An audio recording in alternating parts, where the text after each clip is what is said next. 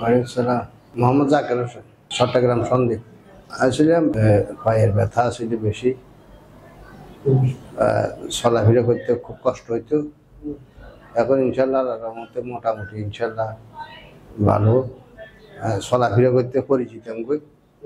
এখন আগে সে অনেক ভালো। যেমন চিকেন দানার আলি দিয়ে হাঁটা ঘোরার সময় পরিচিত আমি। পুকুরের ঘাটের থেকে গোসল করি, কাটলাতে উঠি, আবার পরিচিত আমি। বিগত 1-1.5 বছরের ভিতরে 1 বছরের ভিতরে খুব খারাপ হয়ে গেছে। এগুলো সব ব্যথা আছে, খুব বেশি ব্যথা আছে। ব্যথালে চলাফেরা করতে না। এখন আগের চেয়ে অনেক হালকা হয়েছে। আগে শরীর ওজনে গেছিল, দুর্বল লাগতো। ও মানে চলাফেরা করতে, হাঁটাঘোরা করতে এইভাবে উড়ে পারতাম না। এখন তো ধরেন আগে তো এইভাবে ধরি উড়ে যেত, এখন এখন ডর লাগে না, উড়িতে পারি। ফ্যান ফরম দিলে পরে যেতাম কই, ফ্যান পাইতে দিতাম না, এখন ফারিয়ালা দিলে না। এখানে তো ওনার কাছে আসি, ডাক্তার ইমাম হোসেন স্যার। সদস্য না হলে তো আর আসতাম না।